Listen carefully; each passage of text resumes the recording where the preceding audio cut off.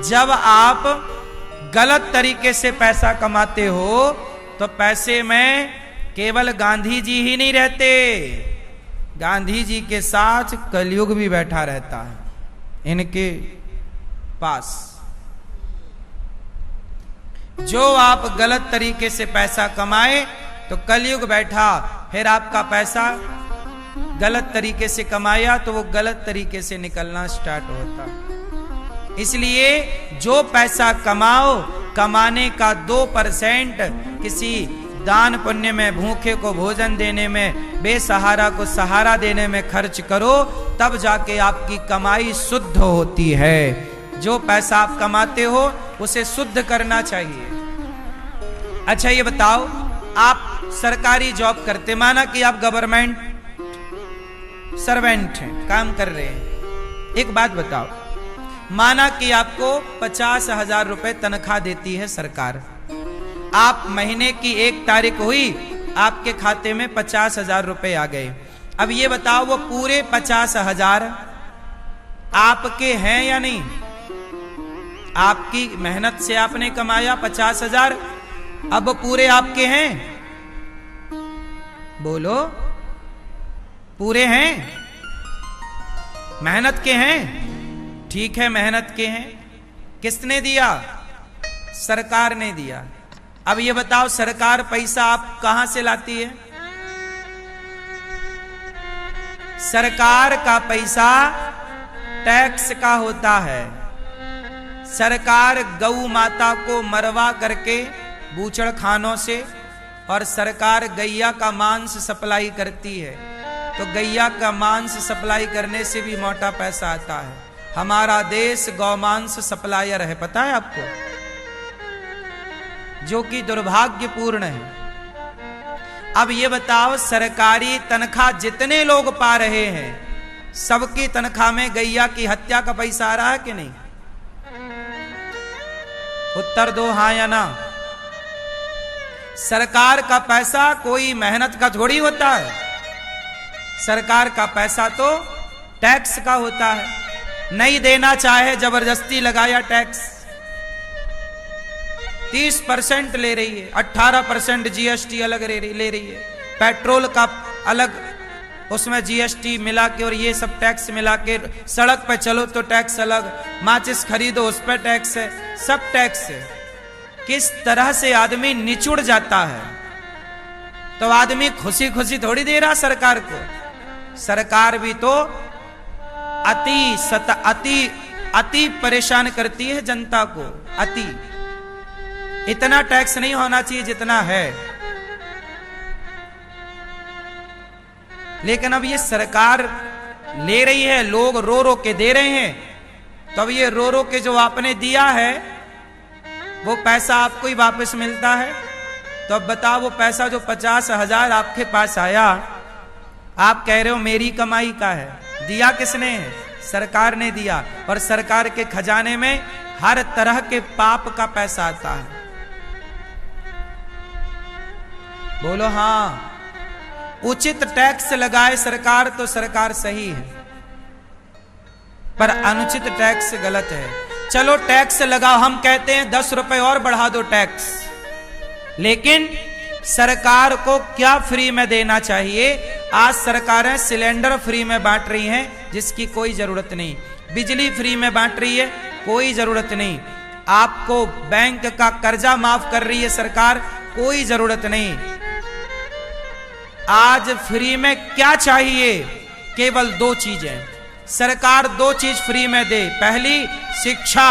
बच्चा जितना पढ़ना चाहे उसे सरकार अपने पैसे से पढ़ाए। शिक्षा फ्री होनी चाहिए इस देश में। और दूसरा, स्वास्थ्य। 1 रुपए का इलाज हो या 10 लाख का, भारत का नागरिक हो, फ्री करो। टैक्स और लो, हम कहते हैं और टैक्स लो, 10 रुपए और बढ़ा दो, 20 रुपए और बढ़ा दो, कोई प्रॉब्लम नहीं। लेकिन आज सबसे ज्यादा पैसा शिक्षा में लगता है, और इतना लगाने के बाद भी माँ बाप बेचारे बाजार में बिक जाते हैं बच्चों के लिए। अच्छे स्कूल, बड़ा आदमी है तो वो बड़े आदमी का बेटा उस स्कूल में पढ़ रहा, गरीब का बेटा अलग स्कूल में पढ़ रहा है। भाई शिक्षा समान होनी चाहिए। मुख्यमंत्री का बेटा हो या प्रधानमंत्री का या रिक्शे वाले का, एक ही स्कूल में पढ़ेंगे, ये समानता लानी चाहिए, तब जाके देश विकसित होगा। समानता का अधिकार सबको हो। अब हमारे देश में जितने नेता हैं, अधिकांश नेताओं के बच्चे पढ़ने विदेश जाते हैं और हमारे तुम्हारे बच्चे सरकारी स्कूल में पढ़ने के लिए मजबूर हैं। या फिर प्राइवेट में पढ़ाओ तो करो मेहनत, गधों की तरह करो काम, और फिर भी सरकार को टैक्स लेना है। आदमी कमा कमा के दे किसे रहा है? सारा पैसा सरकार ले जा रही है, और फिर भी चोर के चोर बना है आदमी। हाँ या ना? दो चीज फ्री होनी चाहिए। क्या क्या? शिक्षा और स्वास्थ्य। फिर तो टैक्स और लो। इसलिए आपके पास जो पैसा आता है वो पैसा आपकी मेहनत का है, ये बात सही है, पर जो पैसा आप कमाते हैं वो सरकार का पैसा। और याद रखिए, शास्त्र कहते हैं कि राजा का पैसा अशुद्ध होता है। ये हम नहीं कह रहे हैं, शास्त्र प्रमाण है। राजा का पैसा सबसे गलत पैसा इस धरती पे किसी का है तो राजा का। सबसे शुद्ध पैसा किसका होता? चलो बताओ। सबसे गलत पैसा होता है राजा का। अब बताओ सबसे सही पैसा किसका होता है? उत्तर दो, उत्तर। हाँ, सबसे गलत पैसा होता है राजा का और सबसे सही पैसा होता है किसान का। शुद्ध पैसा है किसान का, मेहनत का। पर किसान भी वो किसान जो लौकी में आजकल इंजेक्शन ठूंस करके लौकी इतनी बड़ी कर दे रहे हैं, वो नहीं, वो बेईमान है। वो तो स्वास्थ्य के साथ खिलवाड़ हो रहा। जो ईमानदारी से खेती करके ईमानदारी से फसल उगा रहे हैं, वो किसान का पैसा ईमानदारी का।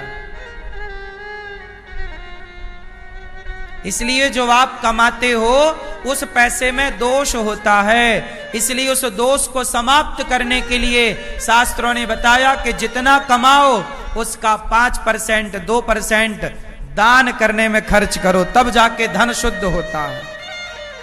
50,000 कमाओ तो 50,000 का 2% अलग निकाल के रखो, तब जाके वो तुम्हारे लिए शुद्ध होगा। पहले के लोग कमाई का कुछ हिस्सा दान करते थे। आजकल लोग दान नहीं करते तो वो अशुद्ध चीज खाते हैं, तो गलत का पैसा खाया तो लो भैया। आप प्राइवेट जॉब करते हो तो जिस कंपनी में आप काम करते हो वो कंपनी ईमानदार से चल रही है कि बेईमानी से चल रही है? तो बेईमानी का पैसा तो सैलरी में मिल रहा है ना आप लोगों को। कौन सी कंपनियां ईमानदारी से चल रही हैं बताओ ना, बोलो। देसी घी के नाम पे इस देश में सुअर की चर्बी बिक रही है। क्या तिरुपति बालाजी के मंदिर में मिलावट हुई आप लोग परिचित नहीं है? देसी घी के नाम पर। तो आप जिन कंपनियों के लिए काम करते हो वो ईमानदारी से कर रही है कि बेईमानी से? यदि बेईमान से कर रही है, कमा रही हैं, तो आपकी कमाई बेईमानी की कमाई हो गई कि नहीं? उसे शुद्ध कैसे करोगे? इसलिए कमाया हुआ पैसा डायरेक्ट यूज ना करो। कमाया हुआ जो सैलरी है भगवान के चरणों में रखो और उसका 2%, 5% ईमानदारी से निकालकर दीन दुखी जरूरतमंदों की सेवा में खर्च करो। गौरी गोपाल आश्रम में जो वृद्ध माएं रहती हैं, अखंड रसोई चलती है, साधु सेवा होती है। इन सेवाओं से जब आप अपने धन को जोड़ते हैं, या आप यहां नहीं तो अपने आसपास आपकी सोसाइटी के आसपास कोई झुग्गी में कोई गरीब है, कोई जरूरतमंद बेटी का ब्याह है, करा दो बेटी का ब्याह। उस पैसे में नियत ना रखो, वो परोपकार में खर्च करो, भूखे को रोटी खवाओ, कराओ व्यवस्थाएं, तब जाके तुम्हारा वो पैसा तुम्हारे योग्य होता है, खाने के योग्य। पैसा शुद्ध करना पड़ता है साहब, और आप बिना शुद्ध के उपयोग करते हो, इसलिए परेशान रहते हो। आजकल किसी का पैसा किसान के सिवा, किसी का पैसा, अब देखो ना कितने व्यापारी हैं कि जो बाट होता ना, 1 किलो का बाट बोलते हैं आप लोग, 1 किलो 2 किलो का बाट, उस बाट में चुंबक लगा लेते हैं या बाट से लोहा हटा देते हैं थोड़ा खरोंच के, ताकि शक्कर तौलें तो 1 किलो का हिसाब हो, पर जाए वो 900 ग्राम, है ना, मतलब 150 ग्राम बचा लेते हैं या 10-20 ग्राम बचा। 1 किलो शक्कर में 50 ग्राम शक्कर बचा, क्या 50 ग्राम में तू धन्ना सेठ हो जाएगा? लेकिन वो तेरा पूरा धन बेईमानी का हो गया। क्यों भैया? और आजकल बाजार में ये, एक बार क्या हुआ, गौरी गोपाल में मैं सिलेंडर खरीदता हूं, क्योंकि यहां अखंड रसोई चलती है ना, तो सिलेंडर वाले ने एक दिन क्या किया मेरे साथ, धोखा कर दिया। सिलेंडर में होती है 16 किलो गैस, क्यों 15 किलो के 16 किलो, कितनी होती है? 16 किलो गैस थी। तो एक दिन मैंने खड़े होके चेक कराया कि भाई सिलेंडर आए हैं, जरा रखो। तो मैंने रखाया कांटे में, इलेक्ट्रिक कांटे में रखा, तो वो सिलेंडर में 14 किलो गैस। मैंने फोन लगाया, भाई ये तेरे सिलेंडरों में 14 किलो गैस है, किसी में 15 है, बाकी में 14। अब ये क्या करते हैं, सिलेंडर की गैस तक निकाल लेते हैं। बताओ, बाजार में जो आप सिलेंडर खरीदते हो, उस सिलेंडर से भी चुराने वाले गैस चुरा लेते हैं कि नहीं? इसलिए तौल कर लेना चाहिए। 1-8 किलो निकाल लेते हो एक खाली सिलेंडर में। अब जैसे 16 सिलेंडर की 1-1 किलो गैस निकाली तो एक सिलेंडर तैयार। तो एक सिलेंडर 1000 रुपया का कितने का आता है? हाँ? 800-1000 रुपए लगभग। लो 1000 रुपया चित्त हो गए, चोरी के हो गए कि नहीं? अब बताओ, ये चोरी के जो तुम 1000 कमा रहे हो सिलेंडर की गैस निकाल निकाल के, ये बताओ ये पैसा तुम्हें पचेगा? तुम कमा लो, धन्ना सेठ बन जाओ। पागल कहीं का, तेरे बाप को भोगना पड़ेगा, तू तो छोड़ दे।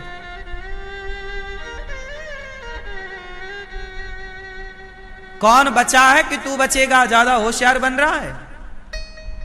ईमानदारी से कमा भैया, ईमानदारी से कमा और नमक रोटी खा।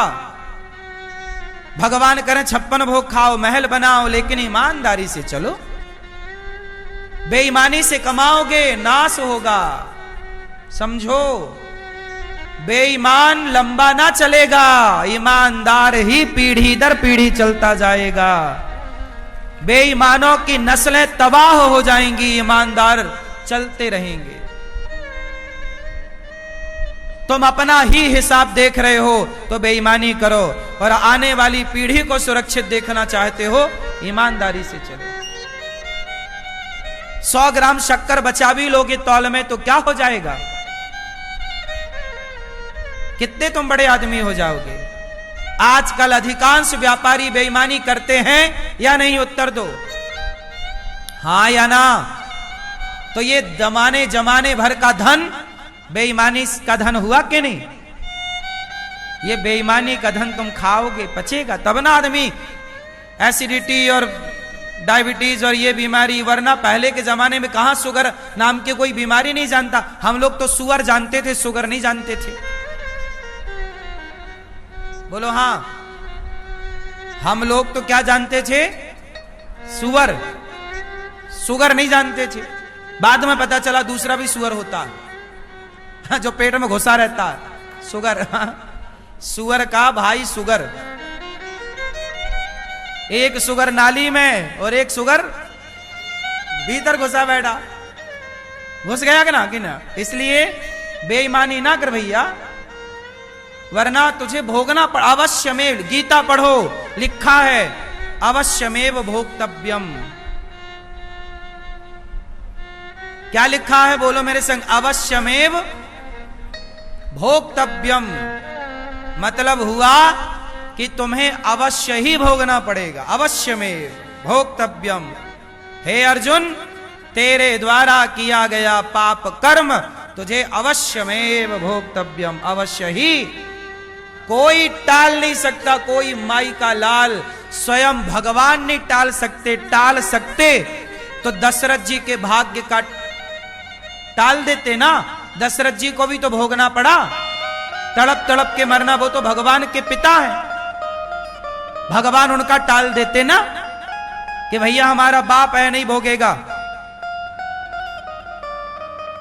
भोगना पड़ा कि नहीं? फिर भोगना पड़ा, भगवान के बाप को भोगना पड़ा। भीष्म पितामह को अवश्यमेव भोक्तव्यम। बाणों की सैया मिल गई, काहे मिल गई? इन्होंने एक सांप को कांटों की सैया दी थी कुछ जन्म पहले, कांटों के ढेर में सांप को फेंक दिया, सांप पे कांटे चुभ गए, तड़प तड़प के मर गया। इस जन्म में बाणों की सैया पर लेटकर इन्हें भोगना पड़ा, अवश्यमेव भोक्तव्यम। कर्म दंड भीष्म पितामह को भोगना पड़ा, दशरथ जी को भोगना पड़ा, फिर आपको और हमें नहीं भोगना पड़ेगा?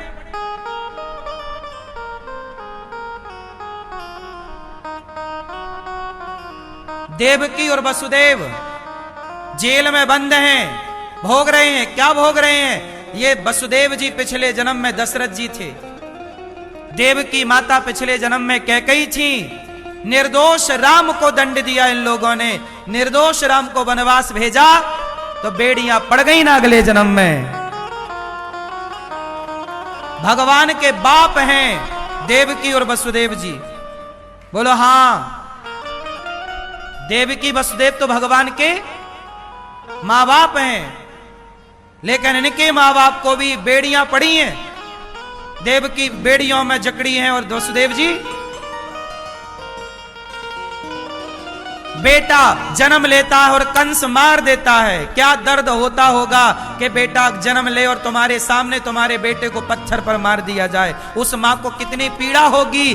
कैकेयी माता, उस कौशल्या मां को इतनी पीड़ा हुई थी जब तुमने राम को वनवास भेजा था, इसलिए तुम्हारे बेटे भी जन्म लेते ही मार दिए जा रहे हैं। वही कैकेयी देवकी बनी है और कर्मों का फल भोग रही हैं। किसे छोड़ा है विधि के विधान ने कि तुम बच जाओगे? कौन बचा है? ज्यादा होशियार ना बनो साहब। मेरे मालिक की दुकान में सब लोगों का खाता, किसी को कौड़ी कम नहीं देता, किसी को दमड़ी ज्यादा। समझदार तो चुप रह जाता, मूर्ख शोर मचाता। मेरे मालिक की दुकान में सब लोगों का खाता। जैसी करनी अवश्यमेव भोक्तव्यम। मैंने किसी को एक थप्पड़ मारा है, मुझे भोगना पड़ेगा।